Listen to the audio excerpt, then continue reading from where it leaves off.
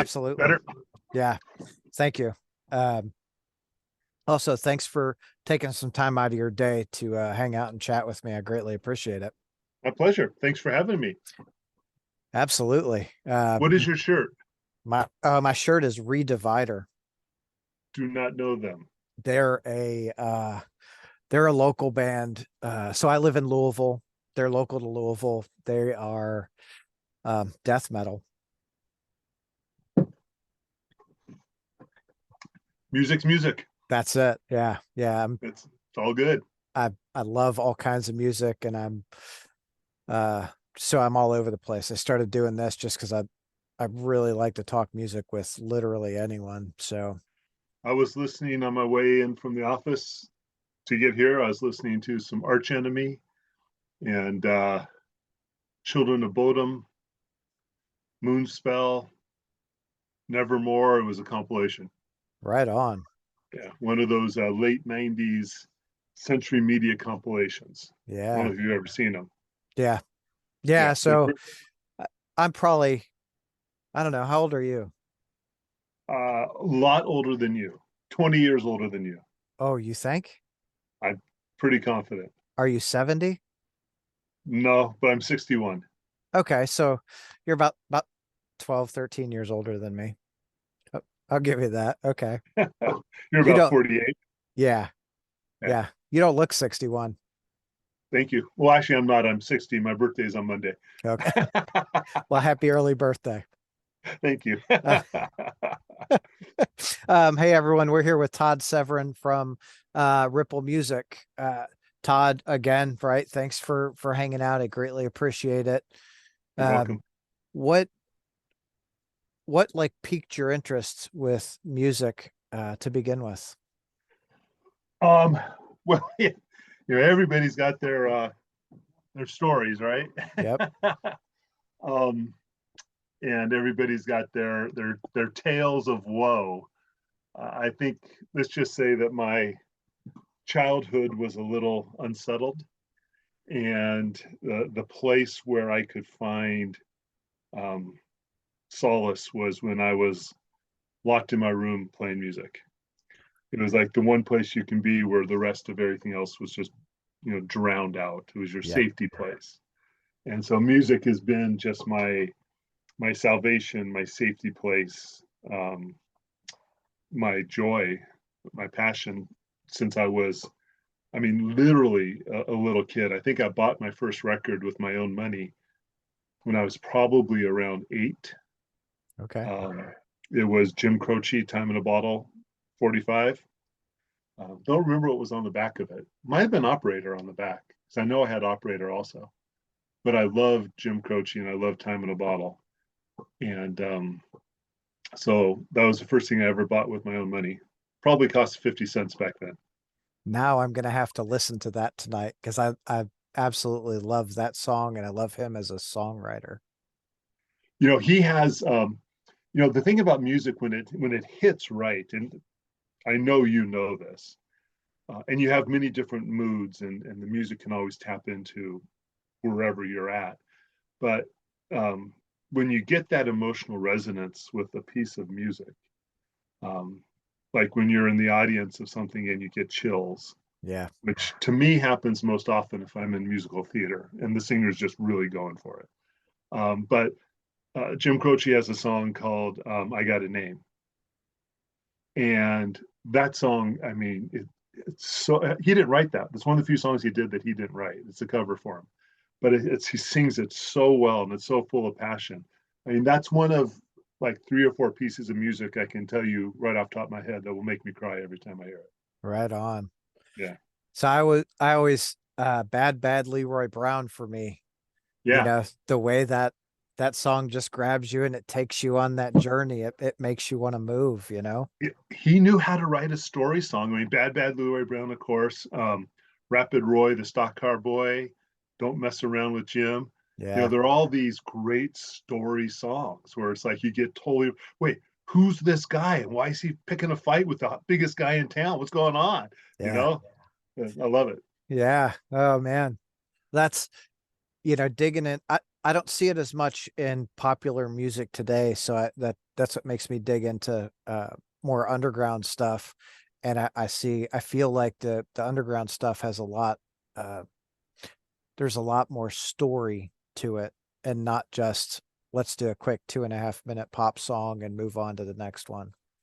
Well, and I think I agree with you. I think part of it has to do with the fact that, you know, in the underground, the bands are clearly writing their own music. And a lot of them are producing their own music. So they have their vision.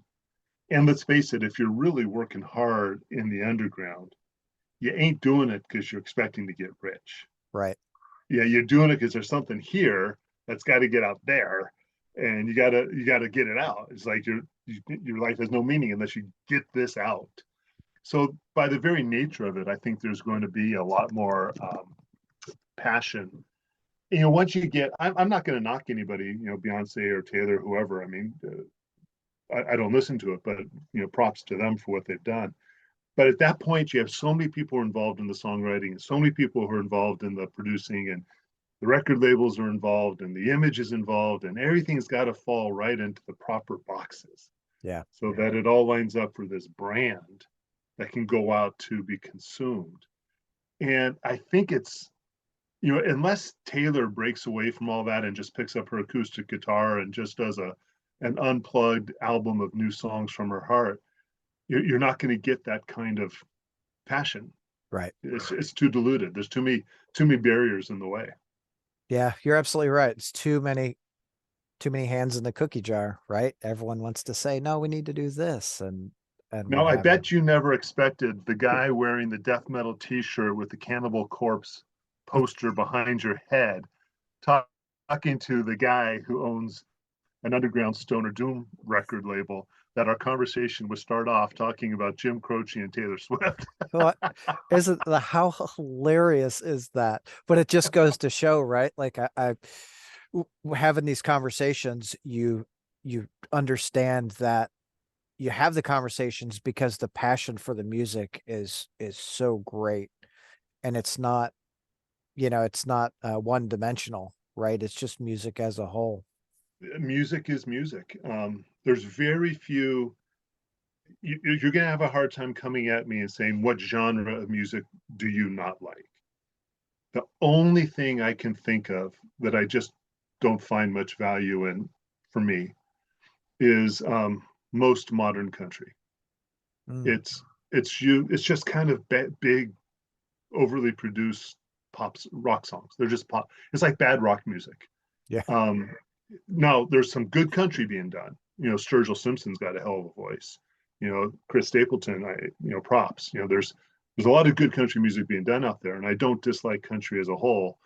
And somebody's going to hear this and they're going to go, "Oh, he's such an idiot. He's never heard blah blah blah blah blah blah." Right. And the answer is, you're right. I have not, and I've never heard them or them or them, because I don't care.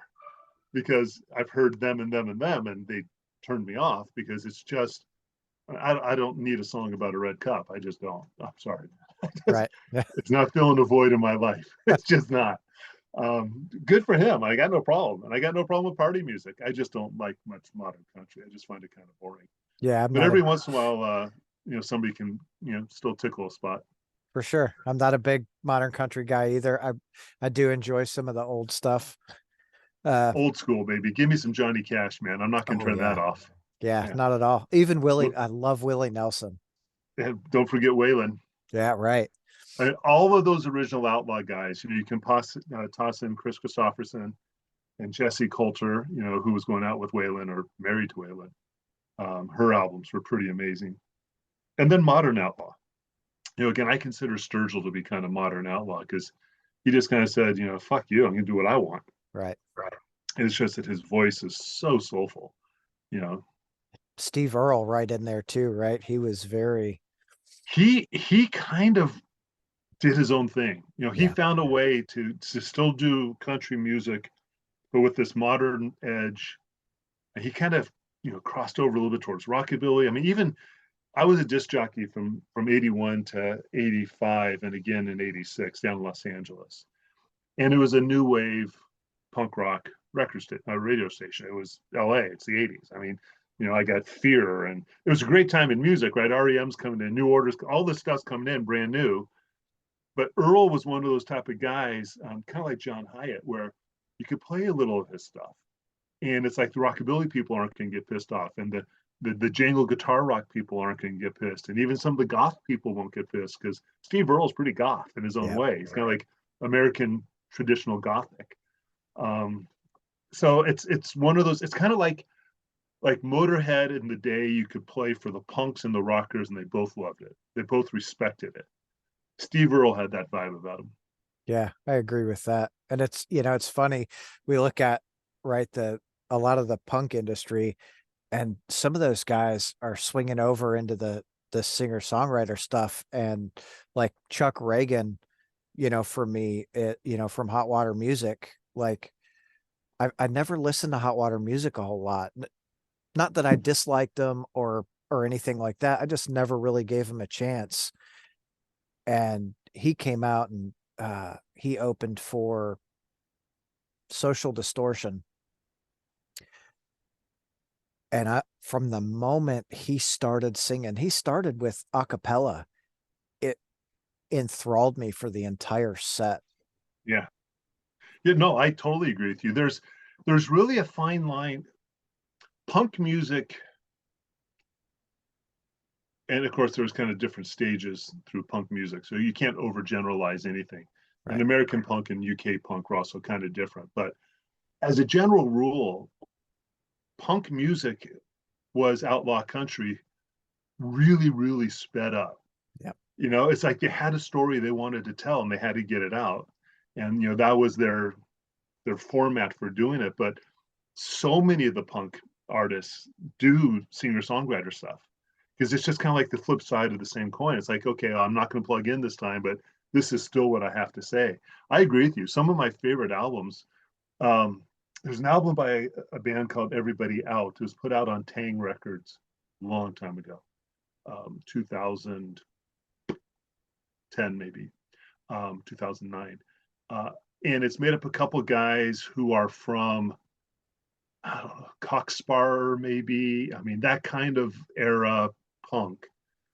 But it's kind of like, no, we're going, acoustic guitars, maybe a little bit of that Irish Celtic vibe, like you can get the Dropkick Murphys, unplug, but still come at you hard. And I love that. It's because it's so soulful. It's a I'm different gonna type of soul, but it's still soul. I gotta check that out. Everybody Out. I have it here somewhere. Of course. Okay, so we've kind of touching on everything. Um, so a couple of like new bands outside of those that you've released recently, Fire Down Below and Temple of the Fuzz Witch. Mm. Both of those bands, like Apotheosis is a fantastic album. I've probably listened to it A three death times. metal person, a black metal person would definitely see the Yeah, see the crossover there. yeah, for sure. And they put on a really good show. They were just here last week, and I think they're here next week again. So that'll be cool. But that in that Fire Down Below album, what low country desert rock surf? No, surf, low. You're killing me, man. You're killing me, I man. know it's low desert. Uh, Low Desert Surf Club, I think. Low Desert Surf Club. Yeah, Yeah.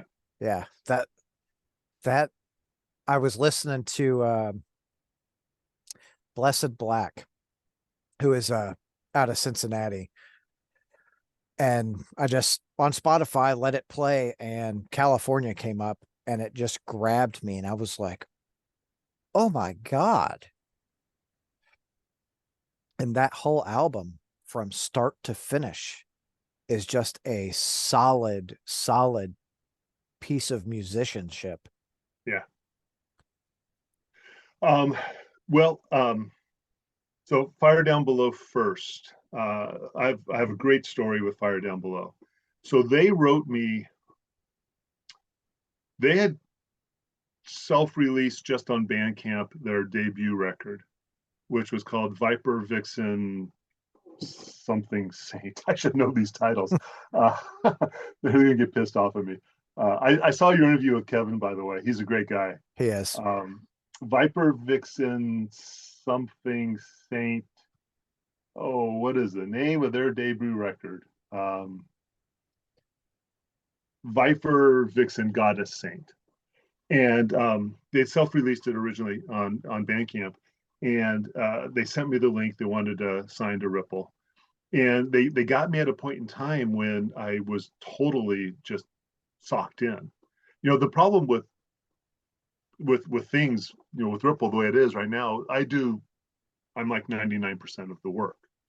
And so I'm limited as to how many releases I'm going to do in a month. First of all, I don't want to inundate the market anyways. And I don't want to be releasing on top of my own releases because I'll be just diluting the impact of any of my own albums. That's not fair to the bands or to the fans. And I don't want to put out so much music at once that the fans have to decide, well, I want this one, but I can't afford that, you know. So I do a steady 2 releases a month, occasionally 3. I don't like to do 3, but sometimes the schedule just works that way. So the schedule gets backed out. Like right now, you know, 2024 is done. I'm halfway into 2025 as far as my planning goes. So they hit me at a time when I just like, I just knew I couldn't take on another project. It doesn't make a difference. Sometimes I won't even listen to them at that point, you know, because it's just like, why? You know, what's the point? But there's another part of me that wants to listen to every single thing that comes in. Maybe it's a little FOMO, but also it's as an artist, and I know because I'm a writer, that when you put something out there, you just want somebody to listen to it or to read it or whatever. They're not, maybe if they don't even take it, at least you want just somebody to come back and say, yeah, I got this, thanks, I can't handle it. Better than just putting it out there and hearing crickets, right? Because then you never got anything. At least you know that somebody at least listened to it. So for a long time, and I still pretty much do this, everything that comes in, I'll listen to. I'm not going to listen to the whole thing, trust me. But maybe I'll listen to, you know, the first 2 or 3 songs just to get a feeling for what they're doing. Probably not the whole 2 or 3 songs. That's something else we can talk about, but you don't have time to listen to everything. Right. But, you know, you can get a good feeling for what's going on in the first couple of minutes of each song. And then I'll just send them back, say, hey, like what you're doing here, blah, blah, blah. I can't take it. At least they got some feedback. And so with Fire Down Below, it was one of those records where I played it and I told them no, because I didn't have time. And I just kind of kept finding myself putting it back on. You know, even though I wasn't going to put it out, I just, let's play that one again. If you haven't heard their first record, the opening duo of songs, one's like a big introduction going into the song. It's a moment. It's just a moment. And so I finally remember I was in Napa Valley and my wife had gone into a drugstore to get some stuff. And I was just sitting in the car waiting for her. I go, I'll put it on again. And I cranked it up really loud. And I just, man, there's something about this. So I wrote them, either Kevin or Bert. Those are the 2 guys I tend to speak with the most. And I said, yes, and I know I said I can't do this, but I got to do this. So, so let's do it. And so, you know, we put it out, and then we put out their the second record that came out after that one, and then this is their third. Yep. And I've been over to see the guys play many times. They played over at the first Ripple Fest we did in Cologne. They played at the Ripple Fest in Nantes, France. Now they're coming over to America. Yeah, super excited yeah, about that. Yeah, John Giss has got to come into the Vegas Planet Desert Rock. Great guys, all of them. Every time we were just out in Belgium a little while back and went out to dinner with the guys. Then the next day, Kevin hung out with us in Ghent, and we just got drunk. We just had a ball. I mean, they're probably some of my favorite people I've worked with since I've been in this. So, at the Low Desert Surf Club is just, they took their desert vibe that they always explored, and they kind of removed a little bit of the space rock and just really delved into it. And they had Nick from Elder producing it. Yeah. Which is the first time they've worked with an outside producer. And I think it showed. I mean, it really elevated. That record's great. It's the only problem I have with the record is it's a double record and I need to repress it. And it costs a freaking fortune to press a double record. Yeah. Don't give me a double record, man. I don't want a double record. It is you know, I have listened to their whole discography because I I was so enthralled with that last album. I thought, well, to me, this is something special. I really enjoy it because same way, I couldn't turn it off. I just every time I turned around, like, man, I want to listen to that again.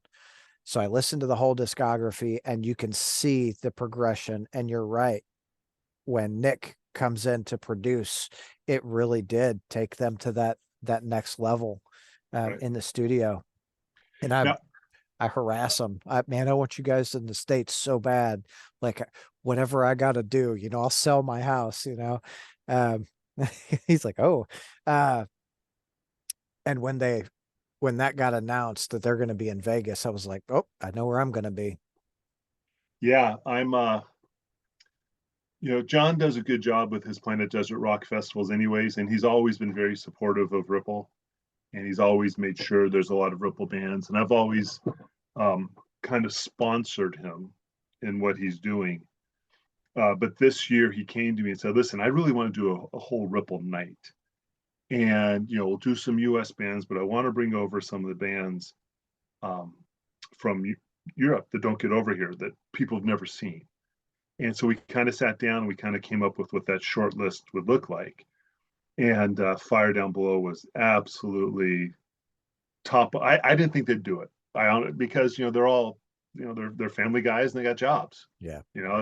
It's hard just to honey, gonna go to Vegas. Not just America, mind you. Right. Not just gone for the weekend, but I'm going to Vegas, baby. It's like, yeah, right. They, they're doing it. I actually talked to them just recently and I said, if you're coming out, tell me, I'll set up a show in San Francisco for you while you're out this way. We'll do a Ripple Fest out there. Trust me, I can get a Ripple Fest, together in 5 minutes around you guys. But they just want to do Vegas and fly back home. So when you're there, we'll all get together. We'll have a nice dinner, a few drinks together. I don't know how long they're going to stay, but I'm planning on being there for 3 days for this one. Thursday to Sunday. Yeah, I don't know how long the band will be there though. Thursday to Sunday. They're going to be there the whole time. Yeah, I just talked to Kevin earlier today. You're in the know. Yeah. I think Kevin a great guy. Yeah, yeah. So he took me to this place in Ghent with my wife, and I can't remember what it's called or what the story is, but you get a boot of beer is what they call it. So a boot, yeah, it's essentially a yard, right? So it's a full yard. Is it the glass boot? It's a glass boot, and it's it's a 3.5 beers or whatever it is, but it's also Belgian triple, so it's real pretty strong. And it's called a boot either because of the glass or whatever. But the way this bar works is that in order to get it, you have to take off one of your shoes, and you put your shoe in a bucket, and they raise the bucket up to the ceiling, and you don't get your shoe back unless you return the glass unbroken. So everybody's sitting in there drinking with one shoe off, and the place smells a little bit, a bunch of feet. But after halfway down your yard glass, you could care less because you're just. I drank after drinking 3.5 Belgian triples within a short period of time. We were flying pretty good. You're feeling pretty good, yeah. That's pretty good. I love me a Belgian triple too. Oh man, the beer in Belgium was so good. I think it's the best overall beer I've had in my life. I've been through Germany. I've been but drinking a beer in Belgium, you're just not gonna get a bad one. Right on. Yeah. All right, that's a trip I have to take. Well, when we're in Vegas, we'll go out to dinner with the boys. Okay. And my wife will join us. She loves the boys. She loves them. Her and Jaron get along great, and they're just the whole band's amazing. And we'll find a place that has Belgian triples. We'll see what us American guys can do against those Belgian guys. Probably not near as much as we want. Oh man, it's in their blood. Yeah.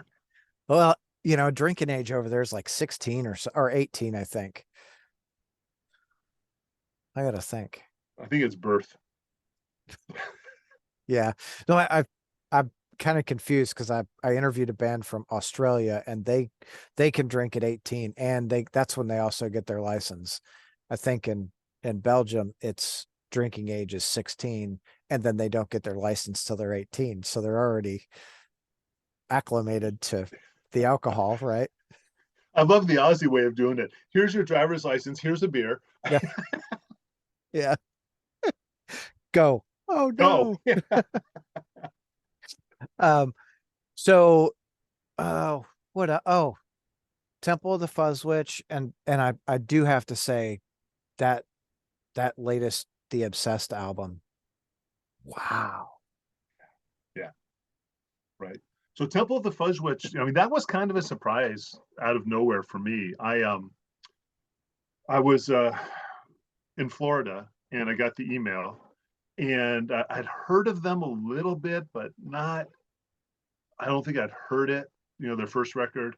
I just kind of, the name was out there. Cool name. I like the name. Um, and I remember putting it on. It was early, like 5:30 in the morning, and I tend to get up really early and start doing Ripple stuff.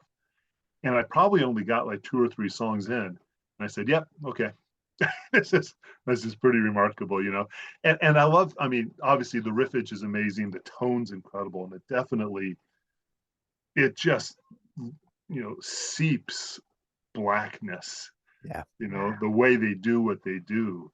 Um, and I have to admit, one of the things I liked about it is I don't like people thinking they know what I'm going to do. And that's not to say that I'll intentionally do things just to fuck with people or just to throw off expectations. It's just I've never thought of the label as being a stoner doom label, or I think it's a rock. I put out rock music. Yeah. It's most of it's heavy, not all of it. Some of my music isn't that heavy, but it's just stuff that I happen to like. And so I do like, I mean, you and I started our conversation talking about death metal. We went right into Jim Croce, and we could probably go through, we did country, we did Steve Earle. We could probably start talking about reggae. Music is music. I listen to all of it, and I'm not going to get pigeonholed into just one particular sound because that's what people think they can expect from me. Right. I'm not going to do something way out of bounds. I'm not going to be putting out a pop record. It's yeah. Well, maybe back up. If Taylor does come to me with her Doom record, You hear that, Taylor Swift? We need a Doom record going out on Ripple. Taylor, let's do it. She's talented enough. She could probably have. Miley could do it. We know that. I mean, Oh, yeah. Miley's a rocker at heart, anyways. But I mean, so I'm not going to go too far, and I'm not going to put out a true death metal record because it's not really what I listen to that much. But I like such a variety of music, and I don't like people thinking that it's all stoner, which kind of means it's going to sound like Fu Manchu or even Caius. It's like, yeah, I love them. And Fu Manchu is really what got me into this whole genre. I missed Caius when they came out the first time. Fu Manchu is what got me in. But there's so much else. I mean, if I want to put out something really heavy, I'm going to do it. If I want to put out something really kind of light and spacey and psychedelic, I'm going to do it. And with Temple of the Fuzz Witch, it just really hit that niche that I wanted something. I was in the mood for something dark and heavy, and that came to me right at the right time. It was kind of like when Suncrow came to me. I mean, that Suncrow record is amazing. Have you heard Suncrow? I haven't. I'm gonna have to listen to it though. Yeah, it's Suncrow. It's the vinyl sold out. I actually just found 2 file copies for people who asked me for them today. It's been sold out for a while. It's a double record. It costs so much to repress a double record. I'm going to do it though. I'm going to repress the Fire Down Below too because we're sold out of that one. You got to do it. I mean, you got to keep the music out there. It's so good, and both bands are playing. One of my arrangements with our bands in general. So there's a lot more than you wanted to know, but so. No, I really enjoy this because I've got some friends that run some labels, and I know like every label has their own unique way of doing things. So from the beginning when we started, my promise was as long as you are an active touring band, I will keep your records repressed so that you always have something for your merch table. There are some labels, just others. I'm not going to name names about anything, but I never understood it. If they're going to, their whole purpose is to put out 300 copies of a record and then they're done. It's like, well, okay, what happens after that? Yeah, how's that helping the band? Other than the fact you helped get the name out, but now they still need the stuff on the merch table. You still have to be reaching out to new fans. You got to grow the whole thing.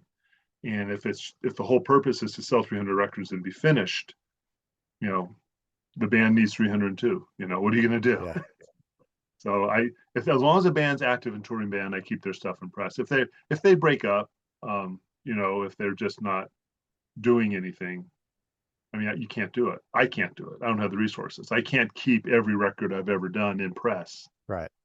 If the band's not out there to promote it and do things with it, because there's so much music out there, I mean, it could take you 10 years to sell out of 300 copies. Yeah.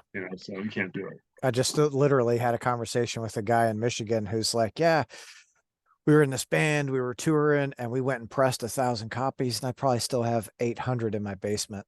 Yes. I'm like, ah. And they're sitting there. Yeah. I mean, that it happened to me with way back when the label first started. We were working with a band in Ireland called Trucker Diablo.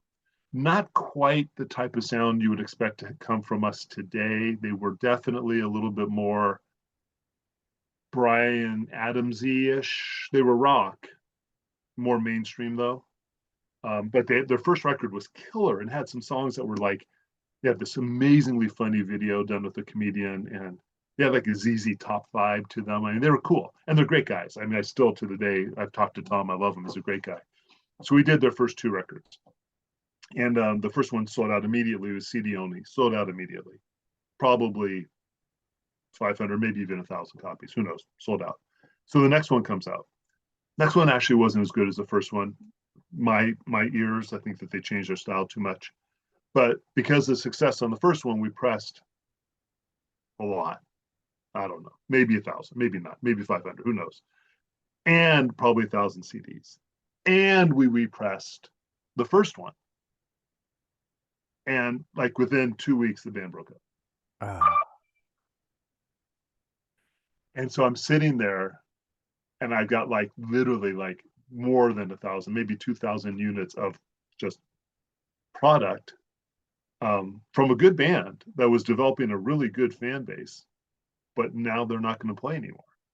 Family stuff, the guys had, whatever, wives and kids, and they've since reformed, and they've since put out a couple more records, and they're doing great. I think, and they're playing a lot of festivals in the UK, and they think they're pretty big in Ireland. I'm still sitting on like 6 boxes of CDs. And I keep writing Tom. I go, Tom, don't you want any of these? He goes, oh, we got the new stuff. I'm like, you're killing me. Like, yeah, but you could still sell these, right? Come on. I actually did. I sent him a whole box. I said, dude, pay for the postage. I'll send you a box. I just gotta get them out. Just gotta move. It's not doing anybody any good here. Sell it, make some money. It takes up valuable real estate, right? Like, well, and there's get it into the hands of people who might enjoy it. It's just it's not, nobody's enjoying it in my storage space. The ants, 2 spiders. Like a good place to come hide. Oh yes. Oh, I like Trucker Diablo. Yeah, well, and that's I think a lot of smaller bands, that's what they do. They're like, oh, we can get a decent price if we do 500 or 1,000 copies, and then they've got to chuck those around everywhere, and it takes up, it takes up space, it takes up time to manipulate, move it around. And what some labels do that I think is a really wise thing is to print a lot fewer copies and do variants. So we're gonna do 300 of this. Oh, that's sold out, and it was red. Now we're gonna do 300 yellow, and right. I really enjoy that. So just speaking of that real quick, is that new Fire Down Below going to be a different variant when you repress it?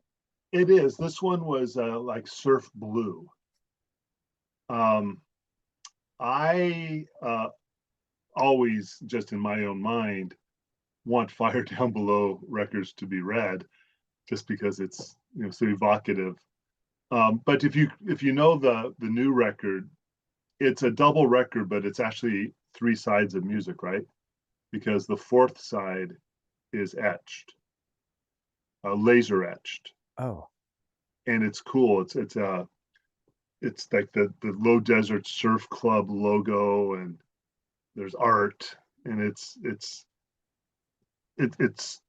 um it looks really cool. You run into a problem with time length on albums. A lot of new bands make this mistake. I was a little surprised that Fire Down Below did, because they're more experienced, but I think they just got onto such a creative wave working with Nick, that you get a lot of bands will turn in the wrong length of music. Okay, so vinyl is really created for 18 to 20 minutes per side. So a perfect length album is somewhere around 40 minutes, 18 to 20 minutes per side. You can push it a little bit. You can get out to 22. If you go much beyond that, if you get out to like 24, 25 minutes per side, you get real compression of the grooves, and you get a overall reduction in volume and sound quality. Could I hear the difference? I don't know. You know, I don't, you know, I'm not a producer. I don't know if I have the ear that's going to pick up some of these subtle details, but still, you don't want to pack too much onto a side. It just reduces the overall quality. So if the perfect length is, you know, 40 minutes, then a perfect double record is going to be something like 80 minutes, yeah. 75, 84, 88, somewhere in that range, right? And then you always get these bands that'll turn in something like 50 minutes or 65 minutes. And I don't remember what it was with this particular record, but it was in that space where it's like you're way over a single record. But if you're going to do a double record, you're going to wind up doing something like 15-minute sides, which I don't know if you've experienced it, but it pisses me off. Yeah, you're just starting to get into it and you got to go flip it. And you got to go flip it. And a lot of records that came out like from the 90s into the early-ish 2000s that were never done on vinyl, but were only CD issues, that are now getting reissued. Major label stuff, they're all getting now reissued. It's like, well, it was a 65-minute CD, which was great. That's great. That's a lot of music for a CD. Well, Yeah. now you're fucked, because you're going to put it on vinyl. And so it's going to be a double. So a lot of these records, and I have some, I don't even know which one it might be. It may be something like Metallica Load. I'm just guessing. It's going to be one of those things where you're going to get 15 minutes. There'll be 2-song sides, you know, for the whole thing. And that pisses me off. The other thing you can do is you can make the record to spin at 45 RPM. And there's an advantage at that. Number one, 45 RPM, the time actually does go faster. So you are down into that 15 to 17 minutes per side. But at 45 RPM, the sound quality is even better. You know, things sound better spinning at 45. So I will sometimes play with that. I have a few records that I've released on 45 RPM just so I can do that sort of thing. On this one, we decided to do the other side as a laser etch, which is pretty cool. Do you not have a copy of the album? I don't have the album. Uh, I have it coming to me from Kevin. Okay. Has he already sent it? Maybe. Okay. I don't Because I know. can get you. So we were talking about earlier. I was like, "Hey, record. I want that record." He said, "Okay." I ordered all the records. He's got a poster from Ripple Fest he's sending me to, and I was like, "Yeah." Oh, that's cool. That's cool. I would okay, if he's sending you a big package, that's one thing. I would rather he keeps his record, and I find you a file copy here, so he has the record to sell to a fan, and it's going to cost so much money for them to ship it your way. But I'm paying for it. So it's okay, not coming out of their pocket at all. okay, all right. Well, good. I try to be very, very conscious of cost for a band. So if Yeah, if I want something, I'm never like, hey, will you give me this? I'm like, hey, how much is that? Right. Right. Because I like the band. I want them to keep going.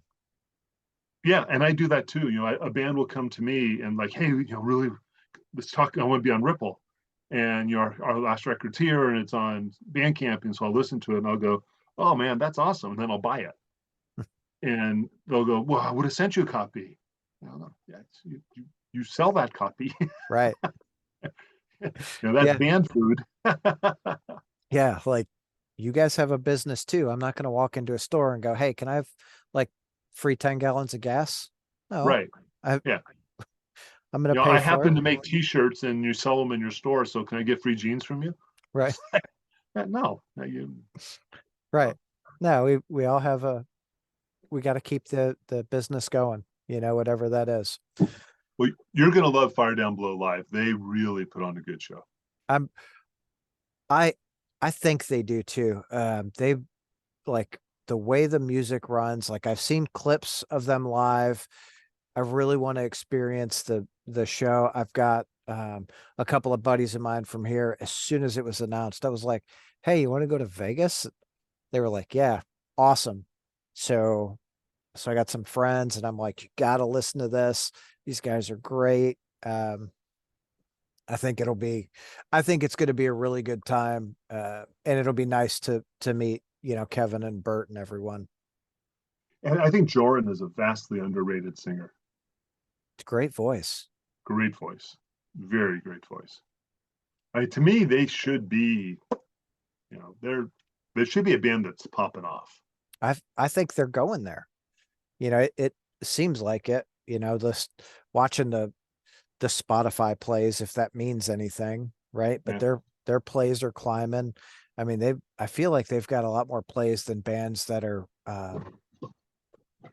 that are doing as much or more. So that, yeah, in my amateur opinion, I feel like that means something. But one of the biggest compliments that I can ever get is that a band who I discovered, found, worked with, whatever, gets so big that they get poached off to a bigger label. Yeah. Because I that's fine. I can only do so much. I'm not, some of these labels, it's like, it's my band. It's like, Yeah. they really aren't. You help them, which is great, and it's a good relationship and it's fun. But like when Gozo, who I love, great guys, and I still worked with one of the guys from Gozo in the band Blood Lightning. So our relationship is fine. There's no hard feelings anywhere there. Um, so it's like when Gozo came to me and we did the record Revival together, which was a great record. And they say, hey, we just got an offer from Metal Blade. What should we do? I should go, you should say hi to Metal Blade for me. Yeah. Of course. I mean, it's Metal Blade. Yeah. Go So for it. I always I never understand the thing where it's, oh my God, they got so big. They're such sellouts. They're this, they're that. Like, I'm a fan. I If you guys want to go sell out stadiums, I hope you get there. I'm going to support you every step of the way. I'm going to buy your merch, whatever it is. Why do I want to keep you to myself? Right. Well, and the fun thing is that if you are a great fan, and at this level, the nice thing is that the separation between bands and fans and media, and we're really all in the same bowl. Mm-hmm. It's just we're all in the same soup, and it's like, if you really are connecting with a band now, say Fire Down Below, right, with Kev, and 3 years from now they're headlining Wembley, right? Fire Down Below Fest, yeah. Yeah. The cool thing is, of course, we'll be there, but you know Kev, so you can hang out backstage, Right. you know. Yeah. I mean, I guess, yes, that's really cool. That's a really cool aspect. I'm like, and I get it. I just had a conversation with someone. Do you know the band Spotlights? I do not. They're a great band. They're on Ipecac, and the best way I know to describe their music is it's like a doom gaze. It's like what? Doom gaze. Okay. So uh the music has been all encompassing, every album. It's it's almost all heavy, and it takes you along on these rides. And then their latest album, Alchemy for the Dead, came out, and it's a little softer, but it grabs you and takes you on this journey. And I'm talking to him and I'm like, man, what a like holy shit, this thing is so good. And they're like, and I saw them, they were playing where were they? They were in Lexington a couple weeks ago with another band. And I went down and was talking to who was it? Sarah and Mario, who are Sarah plays bass and Spotlights. Mario's he does almost everything else, and then Chris plays drums. So Sarah and Mario were playing with Sisters in Lexington, and I'm like, man, you guys are, I really, you guys are getting all the success. Like they're getting ready to go to Europe with Mr. Bungle and Oxbow. They're like, yeah, I'm putting on makeup at a in a dive bar. I'm like, oh, tonight you are, with a Now you band are. that hasn't Yeah. really been out there, but you were you did the tour with Mr. Bungle last year, like May. They played sold out Palladium show, which is 4,000, people. Holy shit, Yeah. and every one of those shows went really well, and now they're taking you over to Europe. Like in my mind as a fan, that's that's pretty fucking successful. That's what you want. Well, one of the coolest things I've seen in our scene just recently, and this one as well, is Tool taking Elder out. Yes. And Elder was one of those bands that came out completely from within our scene and was loved and embraced by our scene. And they're homegrown. They're local, but they're not. They're in Germany or whatever, but they're local Yeah. to the scene. And for them to be tapped and to go, I mean, Madison fucking Square Garden, Yeah. right? And everything that I ever read were fans saying, "Hell yeah, well deserved, go guys! I'm going to catch that show." There wasn't any, like, oh well, they're so big now, they're full of themselves and they're selling out. It's like, But get the music out there, man. that's a real fan though, right? Like that's what you want. Like when I guess when you're a fan of a band, you want them to have the success, you know. Shit. I want them to headline, go sell out Madison Square Garden or hell the Sphere or whatever it is, you know, do it. And then And if bring some other bands up with you, absolutely. and lift the whole scene. Yeah. And I think I feel like there was a period where that didn't happen. Some of these bigger bands weren't taking some of the smaller bands out. It was more of a if they could buy on the tour, they would. And Right. it's like, well, shit, man. I, I don't want a band to buy on a tour. I want a band to be on the tour that deserves to be there. Right.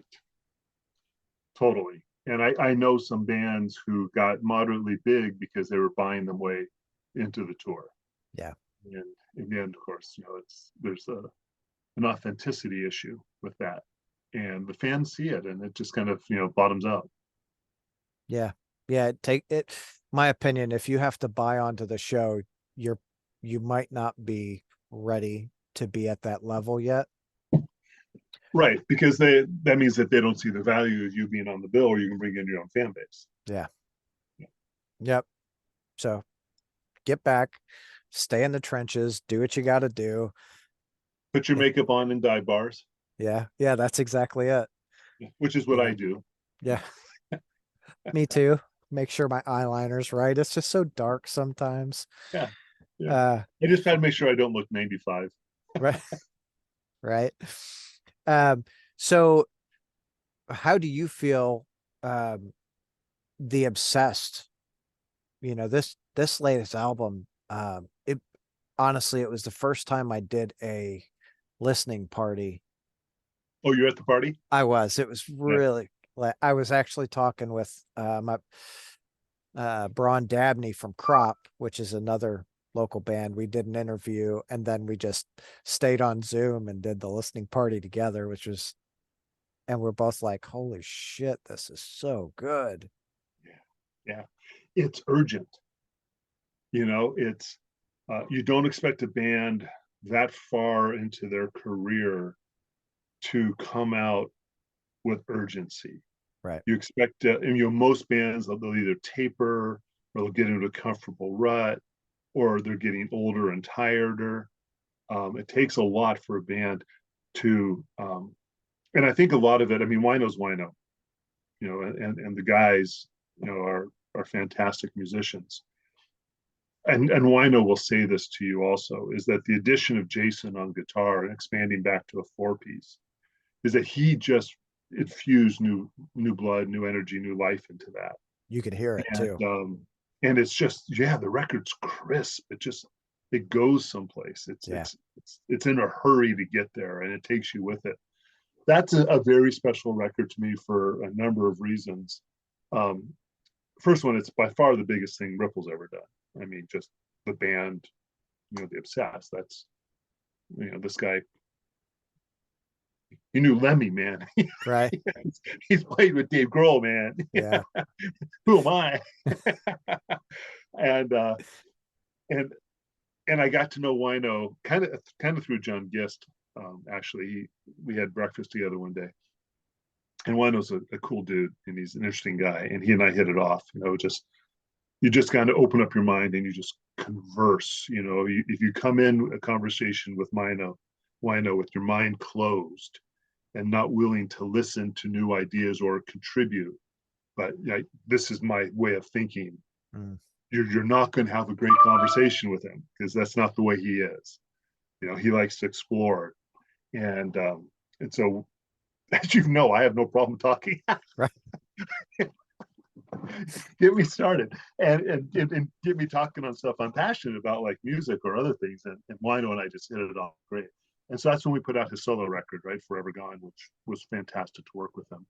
And that was the first in our series of acoustic records called the Blood and Strings, Ripple Acoustic Series. And I did that because I fucking love heavy acoustic music. Heavy is not volume, heavy is tone and its intent. Yep. And I loved bands like Days of the New, or the Alice in Chains Unplugged, or because it's still just as heavy. So I wanted to do something like that. And that's Wino, of course, was the first one. And we got along great with that record and everything was fine. And then he came to me and goes, hey, I want you to do the new Obsessed. Oh, okay. uh, okay. I'm Ripple. Right. That was Relapse. that was Metal Blade.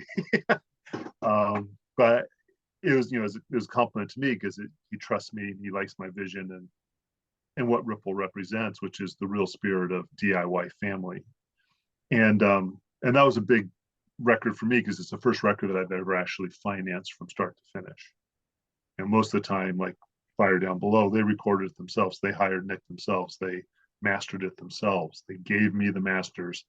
I licensed it, put it out. With the Obsessed, we were from the beginning, recording studio, the whole works. And I'm doing it again. It's not with Wino. I got a really cool project coming up with Gary Arce from Yawning Man, and that's in the recording studio right now. So it's I'm not going to say that's my new business model because I don't have that kind of resource, but you do what you do to get great music out there. So there was the Obsessed record was definitely one that came from a large part of me, my body, my soul to help get that record out there. So to see the response is phenomenal. And that listening party was so much fun. It's the first time I'd done one. And the fans loved it and the band loved it. The band loved being in there talking about it. And like you said, it just the music kicks, it just smokes. It was so good. I expected it to be good. I didn't expect it to be as good as it is. it's so phenomenal. I think Jason adds another layer to the to that music, really fills it out, and it just going back to what you were saying earlier, the thing I always enjoyed about music was I could go lock myself in my room and put on my headphones and turn on a record and nothing else mattered. And that, God, this new Obsessed album, that's what it does to me. I'm Nice. like, oh my God. Uh Jason, Jason is a great addition. Super, super nice guy too. Yeah, you Um, interviewed him, right? I did. Yep. Yeah, I saw clips of that one also. Yeah. He we had I think we had a great conversation, and he, of course, coming into the band was a fan of the band before. So he's like, man, that you can see it on his face. He's like, man, this is so fucking cool. I'm in, this band that I really, really love, I'm playing with. Like, Well, and and I totally get it from his point of view differently. I'm not up on stage playing with Wino. He's never asked. right. He's not going to. Um, but just the simple fact that I converse with Wino blows my mind. That I have his phone number, that he texts me randomly throughout the day, that I call Scott Weinrich my friend. I was invited to his wedding. Right I on. mean, it's like it's a different world than the world I normally inhabit, Yeah. and it's cool. It's kind of a little unbelievable to me. I mean, Wino to me, he is, with Lemmy being gone, he is the new Lemmy. The I don't want to use that word because the Wino's such a embodiment of genius. rock and roll. Yeah, he's the last true lifer out there. I mean, I think there's others. I think the Weed Eater. I mean, yeah, he's Dixie. He's a lifer. There's no doubt about it. I don't know if his persona is quite the same as Wino's. I mean, Wino is that lifer. He's just that persona of pure doom metal. It's just who he is. Yeah. And the more success that guy can get, the more he deserves it. I mean, he should be on everybody's name the way Lemmy was. And if there's any tiny little bit that I'm doing to help him increase his legend, then I'm just thrilled. I I think that you are. And to know, um, I'm sure very much like me, you have a professional life and you have the passion life, Right. Yeah, you know. I got the day job. This ain't the day job. Yeah, This ain't paying no bills, baby. right. Right. This is But it costing money. yeah, God, I know that feeling. Yeah. But so you have the professional life, and then to have the opportunities to sit down and have the conversations and build the relationships with these people that uh honestly, that they're in the position that when we were kids, it was, oh man, I want to, I'd love to have conversations with that person. I want to see See, what that's like. I never even thought about it. Oh, I always did. Oh man, because I grew up. I mean, so I told you about Croce. First record I bought with my own money, Kiss Destroyer, 1977, 76, 77, Something like something that. like Yeah. that. And I'd never even heard Kiss. I heard of Kiss, but I'm like 13, I'm 12, 13, whatever, right? And I just, how do you pass up that album cover? And this is like the day it came out. I was at Jim Croce, which was an early membership department store. It was $3.98. I remember very clearly. And I bought it. I went to my friend's house. He was a big Elton John fan. He loved music, but he's more Elton John. And we put it on, and Detroit Rock City comes on. And it starts off with the, you know, the radio static Yeah. and all that stuff. And he's looking at me like, what the fuck did you just buy? And I'm looking at him going, dun, dun, dun, dun, dun. It was like, it's amazing. And then you got the pictures, and like you get alive and you see it. I never in my life thought of talking to They weren't real people. Now, granted, it's Kiss, so they weren't real people, but they weren't real people. Yeah. And Aerosmith followed, and whatever, Foghat, whatever you want to go. None of them, to me, were ever real people. They were always rock stars, Mm. and I'm always just me, just whatever I am. Even when I was a disc jockey, and I would interview a lot of bands at the radio station. It's kind of like one of my fortes. And good bands like the Church, who from Australia. I mean, great bands like that. But even then, I was just somebody asking the questions. I never saw myself as an equal or even a press. I was just like, I was on the radio. I had a radio show, and you're on the radio show, so talk. I never really thought much about it beyond that. Um, and that followed me all the way through Ripple, because it's never been. I've never seen myself as being the person who's going to be talking to my rock and roll heroes. I just never thought of it. I'll never forget. I'm talking way too much. I'm boring you, I'm sure. No, you're not, because I think it's really interesting that you never looked at yourself as an equal, right? I, Because I don't. at the end of the day, like, one of the things that I like I try to dumb it down as dumb as possible, because I'm not very smart. Uh, we're all human, Yeah. right? That is our ultimate connection. And then when we get into rock and roll, that's where we are all connected, right? That's where you and I are connected. That's where you and Wino are connected, like, and for me, that's what it was early on. I knew, like, I was like, man, that's really fucking cool that they do that. They're up there in front of all these people and they're big rock stars. I want to ask them a lot of questions. That's cool. You found your place. Yeah, I can't. I don't know. I just never really was part of my thought process. Probably because the professional lane in my life was always so straight, and it's a narrow lane. There's not a lot of room for expression. I'm a surgeon in the day job. Okay. And so you go through medical school, and you do your internship and your residency and your postdoctorate fellowship, and that's your path. And to a certain extent, you're not going to succeed in medical school with Mohawk. You just ain't. Yeah. You're not going to get the internship with your Mohawk or with face tats. At least not when I was doing it. Now you might be able to get away with more tattoos. Back Yeah. then, you weren't. They might still look down on the face tats though. They probably would, and even as it was, I pushed the limit a lot because I just tend not to care. Right. So, like in medical school, my ear was double pierced. I was like the only guy with a pierced ear. But I'll tell you, when I started my practice, I took the earrings out because the 80-year-old patients didn't like seeing it. I was young, and they look at me and they go, "Well, you're too young to be my doctor," right? Because I was a specialist. Oh yeah. Yeah. So whatever.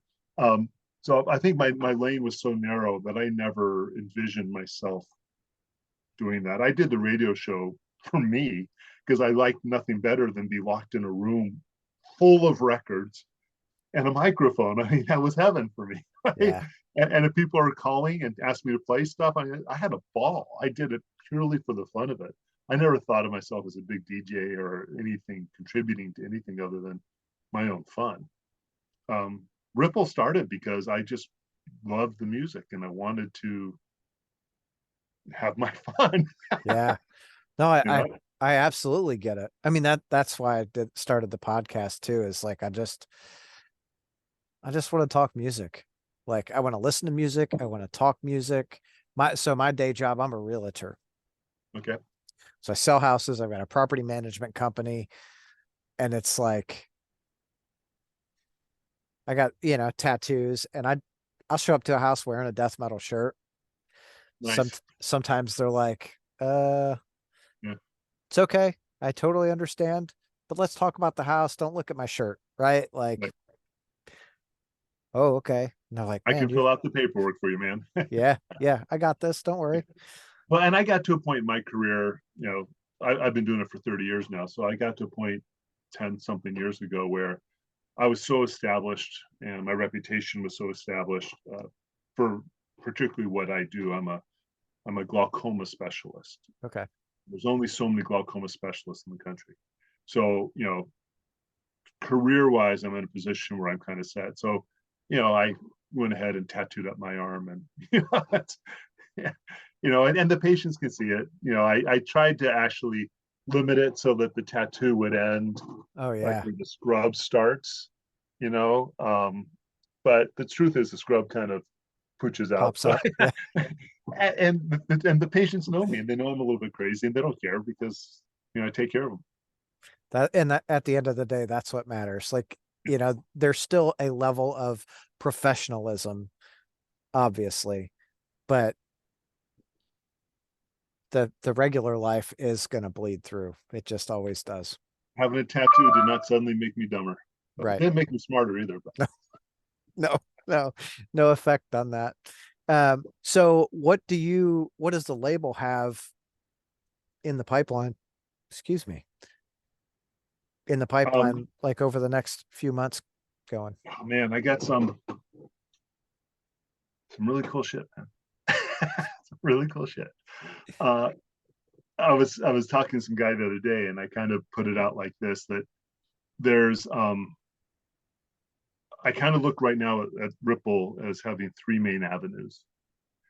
The first avenue is continuing to work and do the best I can with releases from bands that are kind of what you would think of as established Ripple bands, Fire Down Below. Mhm. And we have a new Cortez record coming. There's a new Bone Church coming, a new Curse the Sun coming. Um, Foster Mother, bands I've worked with before. We've released successful albums with them before. And they're part of the Ripple family. And now it's time for another record.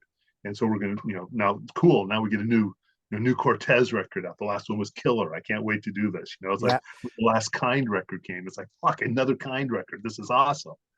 There's going to be a new Crystal Spiders coming. Brenna's amazing. I can't wait to hear what she does. So that's that part of the fun. The second part is constantly this discovery of new bands, and you that's really a fun aspect of the job is to find that band that uh, Goat Major, right, came out of nowhere. Nobody had heard of them at all. In fact, they hadn't released a song. People think they released that EP before I signed them. That wasn't the case. The EP was our marketing plan together, because I knew I had, again, schedule. I'm booked out to here. yeah, Records ready. What are we going to do? We'll tell you what. Let's take 3 songs. You release it, self-release it as an EP. We'll help start promoting it for you. Start getting the buzz, get the name out there, and then boom, we'll put out the real record. And that Goat Major record is just catching tons of people's attention. yep. Um, a band like Temple of the Fuzz Witch or Haunted, which comes out next also, they had prior records, but it's their first time working with Ripple. And in a perfect world, Ripple's family of fans and reputation can lift that up a little bit more too. It's like there's a certain cadre of being assigned to a certain label. It has a certain recognizable sound, spectrum of sound. And so it's going to open up new fan bases. And I love finding, those new bands. It's just always so much fun. And so I can't ever shut that part down. And included in that is working with like Gary Arce on this new project of his, with Pia from Superlinks. And I've heard the demos, we're in the studio recording. It sounds amazing. And it's a cool new project from established musicians. And then we have, something I'm really excited about, which is the Beneath the Desert Floor series, which is the series that I started to bring life and attention back to records that came out during that period of late 90s, early 2000s, which was before internet, before social media, MySpace maybe, Yeah. but is before real social media and before the vinyl resurgence. So all these great records came out, okay? Fireball Ministry, Their Rock Is Not My Rock. Amazing record. One of my favorite records of all time. I have the CD. I've had it forever. It's on my workout mix. I love that album. Never came out on vinyl because it was just fell into that time period. And like I said, it missed the social media explosion. So it got the press it got, and then it's just now it's gone. And Yep. it's 20 something years old. So working with Fireball Ministry, putting that record out. We've done the Awesome Machine. I did Glitter Wizard. We have White Witch Canyon coming. We have Datura coming. We have Rollerball. It's so many great bands put out music during that time period that just kind of got forgotten. So Beneath the Desert Floor is to bring all that stuff back. Right on. Oh, so I've got a buddy who's doing something very similar. Um, he's Louisville focused. So he's taken a lot of older Louisville bands that maybe didn't get a proper release or what have you, and he's releasing all that stuff. And I like that because it's, like what he's doing, what you're doing, because it helps really shine a light on, hey man, these bands were really, really fucking good. And now you can own a vinyl too, Yeah, like, yeah. Well, it's different then from now. Like yeah, today, you're not going to have the Louisville bands who never had a proper release, because every single Louisville band that exists today that records and puts an album together can release it. You can put it on Bandcamp. You can get to DistroKid. You can go through CD Baby. You'll be on Spotify. You'll be on Apple Music. You will be released. yep, And with a platform like Bandcamp, which I think is a phenomenal platform, if you want to press up CDs, 300 CDs is going to cost you $1,000. It's not a huge investment. You can sell CDs. So, and that's worldwide distribution. And you have to pay for shipping, but still. yeah. So the Louisville band now, they're going to get that release. But back then, you couldn't do that. No, it You, was a very different world then, like I'm sure you remember, back in the day, if you didn't listen to the radio because you weren't going to hear the bands you really wanted to hear. You talked to your friends, you did your tape trading. traded tapes. Yep. Like, Yeah. oh, I really want to, oh, this band is really good. So you start writing letters to them, and how can I need to call them and get a hold of them. I want something more. And you actually had to search and work to find all of these bands. Whereas now, you're right. The distribution is to, Instantaneous. yeah, And so a lot of people actually would then come back and say, well, if I can do instantaneous distribution, and if I'm recording it and I'm mastering it, why the hell do I need a record label? And that's an incredibly valid argument. You cannot disregard that argument. And there's a lot of bands who don't need a record label. right. And you can reach a certain amount of success without a record label. All Them Witches has done it all on their own. I'm pretty sure King Buffalo's done it all on their own. At least initially, they certainly did. Great bands, great guys. Put out a lot of good product, and they've done it all on their own. Even Clutch right now doesn't have they're on their own label now. Of course, Clutch is Clutch. Yeah.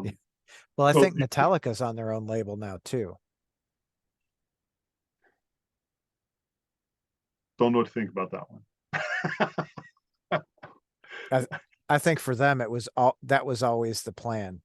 Yeah, it's just that one's coming like 35 years later. Yeah. Yeah. I mean, yeah, I got no problem. Good for you guys. Um, so for the newer bands, though, that concept of what do I need you for? That's the argument against, which is valid. And the argument for is kind of the flip side of the exact same argument. And that is because everybody can do that. Everybody and their sister can do that. Everybody with a gazoo can do that. And so it's not that a label so much a tastemaker or a gatekeeper, but to some regard they are, to some extent. I mean, at least with the label, no matter which label, if the label took it on, it means that somebody listened to it and felt it was worthwhile to put out. Doesn't mean it's good, but at least you have that threshold that had to be crossed. It's good to Or someone. to someone, unless they really don't care what they put out Yeah. on their label. And that by itself separates you from a lot of the kazoo bands that just, a kazoo in a toilet and that's my music, whatever, you know. And so it gives it just a little bit of a shine that it can rise above. And then if you're with the right label, and there's tons of good labels out right now. Heavy Psych Sounds does a good job. Magnetic Guys signing a bunch of cool bands. I think the Majestic Mountains doing a lot of cool stuff. Electric Valley, Old Magic Records, King Volume, and there's some really cool labels. Polaroid over in Europe, Totem Cat, which I think is in France. And you get to know the label and you can trust them. If Majestic Mountain puts out something, it's going to be pretty good. Marco's got a good ear. Marco's got good taste. I trust what Marco's going to do. Doesn't mean I'm going to like everything he does, but that's fine. Nobody's supposed to, right? Right. But I know that Marco's at least putting out some decent stuff. And if people feel that way about Ripple, then that's great also. So then you've got that next level of tastemaking, if you want to use that word. I don't like that because I'm not a tastemaker. I just listen to music. But if you want to use that phrase, but at least then you have this association with the label and the bands and the fans within that. So now there's just a lot of reasons how a label can help you get heard above the noise. Yeah. Because that's what it is. Right now, like Bandcamp with a trillion bands, it's like a room with a trillion screaming children all wanting your attention. But which kid are you going to pay attention to? Which kid is the one you want to take home as your adoption? There's a trillion kids screaming at you. You want somebody to lift up. This is your child. Yeah. Yeah. And then, like in a lot of those bands that are doing the DIY, they're really reliant on the Spotify algorithm, right? Or the Apple algorithm to get them in the right spot at the right time with those. Like that's, obviously how I found out about Fire Down Below, which is exciting that's the way you found them. Yeah. And I'm super grateful for that because Blessed Black to me is like, they are a phenomenal band.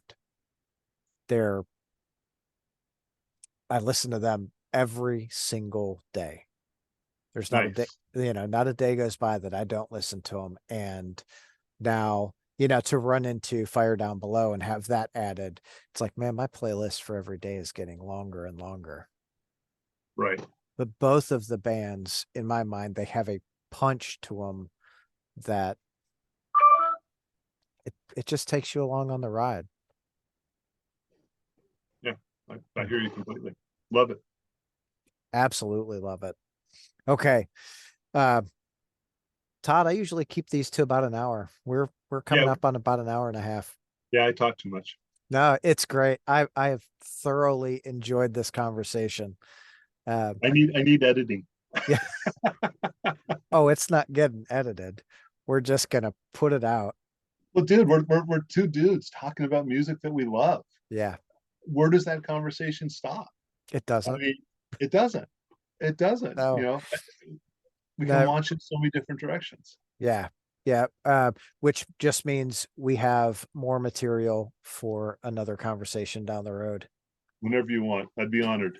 Awesome. Todd, I greatly appreciate you coming and chatting. I'm super excited to see Fire Down Below just take the world by storm because they absolutely deserve it.